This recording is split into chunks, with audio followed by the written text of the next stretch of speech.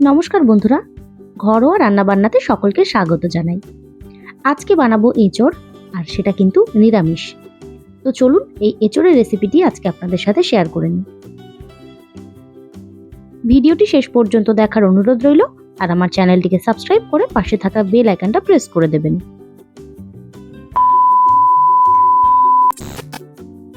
এঁচোড়টা কাটা হয়ে গেছে, দেখুন। এঁচোড়টা কেটে ধুয়ে নিয়েছি। এবার আমি এটাকে সেদ্ধ করব। এইগুলোতে দেখুন অল্প অল্প দানা হয়েছে। আপনাদের কার কেমন এঁচোড় খেতে ভালো লাগে সেটা কিন্তু আমাকে অবশ্যই কমেন্টে জানাবেন। তো গ্যাসে এটাকে বসিয়ে দিয়েছি, সামান্য লবণ আর হলুদ দিয়ে আমি এটাকে সেদ্ধ করে নেব।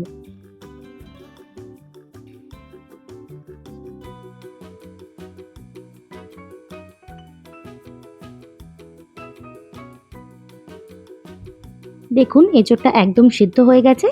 এটাকে এবার জল ঝরিয়ে রেখে দেব। কড়াই বসিয়ে দিয়েছি, কড়াইতে দিয়ে দেব বেশ খানিকটা সর্ষের তেল। এঁচোড় কিন্তু একদম খাসির মাংসের মতো, মানে একটু বেশি মশলাদার করে রান্না করলে খেতে ভালো লাগে। তেল গরম হয়ে গেছে, এর মধ্যে দিয়ে দিচ্ছি তেজপাতা। বাড়িতেই তেজপাতা গাছ আছে, সেই জন্যে মাঝে মাঝে আমরা কাঁচা তেজপাতাই ব্যবহার করি।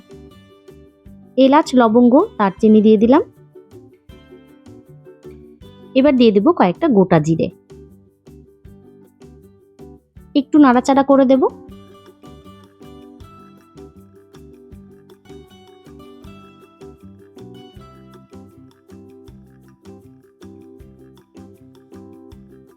দিয়ে দিচ্ছি আদা বাটা। যেহেতু আমি রসুন পেঁয়াজ ব্যবহার করব না, সেই জন্য একবারে মশলা দিয়ে দিচ্ছি। সামান্য হলুদ দিচ্ছি। একটু নাড়াচাড়া করে আবারও খানিকটা আদা বাটা দিয়ে দেব। মোটামুটি 2 চামচ আদা বাটা আমি এর মধ্যে দিলাম। আদা বাটাটা একটু ভাজা ভাজা করে নেব। আমিষ এঁচোড় তো আমরা সবসময় খাই, মানে এঁচোড় চিংড়ি। এরকম সম্পূর্ণ নিরামিষ এঁচোড় একবার রান্না করে দেখবেন, অবশ্যই ভালো লাগবে।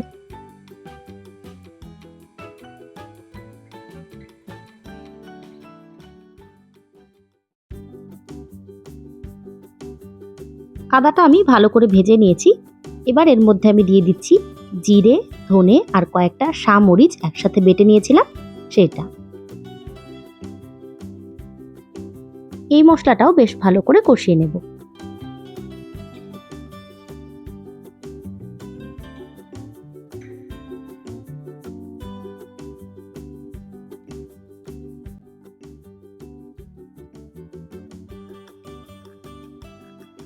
মশলাটা ভালো করে কষিয়ে নিয়েছি, তেল ছেড়ে গেছে দেখুন।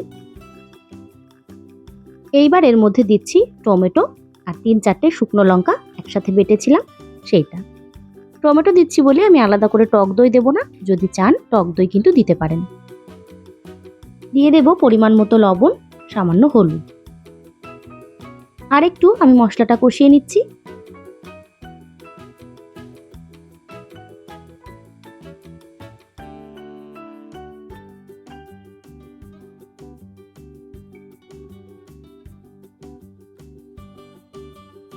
সমস্ত মশলা খুব ভালো করে কষিয়ে নিয়েছি, দেখে বুঝতেই পারছেন। আর একটু আমি এটা নাড়াচাড়া করছি। এইবার সেদ্ধ করে রাখা এঁচোড়টা এর মধ্যে দিয়ে দিচ্ছি। এঁচোড়টা দিয়েও আর একটু সময় ধরে আমি কিন্তু এটাকে কষাতে থাকবো।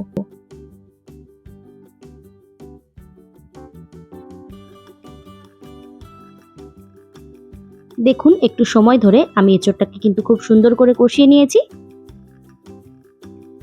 অলরেডি কিন্তু এঁচোড়টা অনেকটাই গলে গেছে, দেখুন আমি দেখিয়ে দিচ্ছি। খুব বেশি সময় কিন্তু এটা হতে লাগবে না, সামান্য জল দিয়ে ফুটিয়ে নিলেই এটা তৈরি হয়ে যাবে। তো এবার আমি এর মধ্যে পরিমাণ মতো জল দিয়ে দিচ্ছি। জল দেওয়ার পর এটাকে ভালো করে মিশিয়ে দেব। এঁচোড়টা অনেকটাই গলে গেছে, সেই জন্য আর কিন্তু এটাকে ঢাকা দেব না। এইভাবে গ্যাসের ফ্লেমটা হাই রেখেই আমি এটাকে ফোটাতে থাকবো।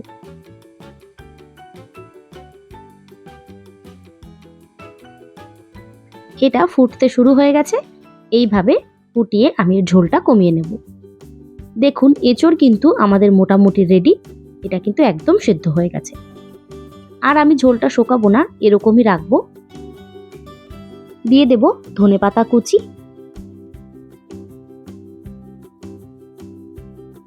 তারপর দেব গরম মশলা, একটু নাড়াচাড়া করে নেব।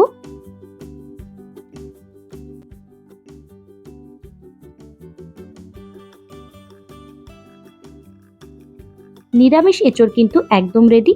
ওপর থেকে সামান্য ঘি ছড়িয়ে দেব। কেমন লাগলো রেসিপিটি অবশ্যই জানাবেন। আর আমার ভিডিওটি ভালো লেগে থাকলে লাইক, শেয়ার, কমেন্ট করবেন এবং আমার চ্যানেলে সাবস্ক্রাইব করা না থাকলে অবশ্যই সাবস্ক্রাইব করে পাশে থাকা বেল আইকনটা প্রেস করে দেবেন। ধন্যবাদ। দেখা হবে নতুন একটি ভিডিও নিয়ে।